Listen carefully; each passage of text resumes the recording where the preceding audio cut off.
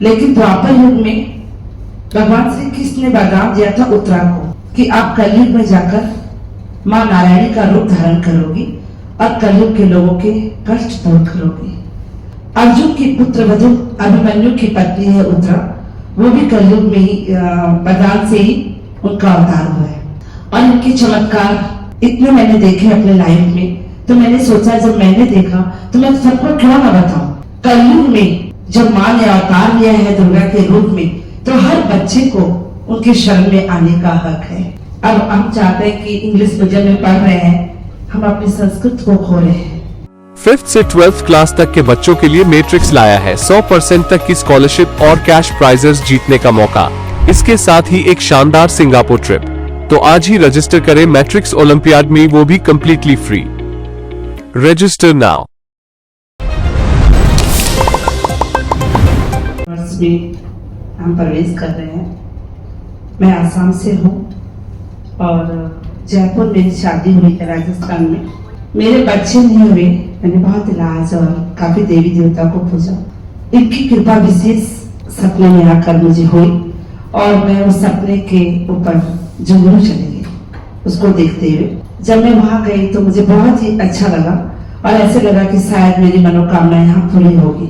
एक आत्मा जैसे वहां जाते ही मुझे ऐसा लगा कि कुछ ऐसा है यहाँ पर। और मैं गई और मैं 2 महीने बाद प्रेग्नेंट हुई और मुझे बच्चा हुआ। जब से मैं वहां बोलकर आई थी कि आपको बहुत लोग नहीं जानते, जैसे मैं सपने से आई, लेकिन बहुत लोग तो नहीं जानते कि आपको यहाँ तक आ जाए। और जो माँ का अवतार हुआ वो अग्रवंश में हुआ, इस कारण भी बहुत लोग नहीं जानते। लेकिन द्वापर युग में भगवान श्री कृष्ण ने वरदान दिया था उत्तरा को कि आप कलयुग में जाकर माँ नारायणी का रूप धारण करोगी और कलयुग के लोगों के कष्ट दूर करोगी। और जब मैंने ये ठान लिया कि मैं घर घर इनको पूजवाऊंगी, जिस तरह बाबा पूजे गए हैं श्याम बाबा, इसी तरह वो दोनों ही एक ही कुल से है, पांडव कुल से है। भीम के पौत्र बाबा श्याम जो बने हैं कलयुग में अवतार लेकर। अर्जुन की पुत्र वधु अभिमन्यु की पत्नी है उत्तरा, वो भी कलयुग में ही वरदान से ही उनका अवतार हुआ है। और इनके चमत्कार इतने मैंने देखे अपने लाइफ में, तो मैंने सोचा जब मैंने देखा तो मैं सबको क्यों ना बताऊं। और मैंने एक संकल्प ले लिया कि घर घर जाकर, गली गली जाकर मैं इनका अलग जगाऊं।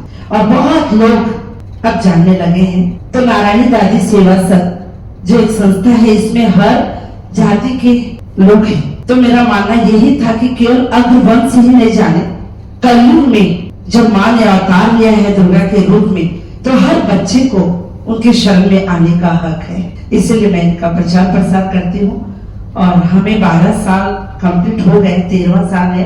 हर साल कुछ नया करने की कोशिश करती हूँ, समाज को एक संदेश देना चाहती हूँ। बेटी बचाओ बेटी पढ़ाओ, वृक्ष के लिए, जल के लिए, संस्कृत स्कूल में जाकर उन्हें कॉपी किताब पेंसिल जो उपलब्ध कराने का काफी सालों से कर रही हूँ, ताकि संस्कृत हमारे राजस्थान में वो बना रहे, उनकी गरिमा बनी रहे।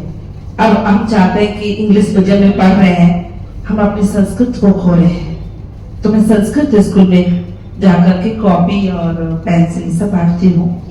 आंखों का जो आई डोनेट है, इसके लिए लोगों को प्रेरित करती हूँ। और जहां मुझे पता चला कि आज उसकी डेथ हो गई है, तो मैं तुरंत हॉस्पिटल में फोन करती हूँ और उसका लेने लायक होता है तो बिल्कुल लेते हैं। बॉडी डोनेट का काम कर रही हूँ, करीब करीब 100 जनों की बॉडी को मैंने करवाया है। 27 तारीख को वार्षिक उत्सव है, भादवा की नवमी है। हर वर्ष की भांति इस वर्ष भी हमेशा साल में एक ही बार होता है भादवा की नवमी, करीब जन्माष्टमी के दूसरे दिन ही पड़ता है।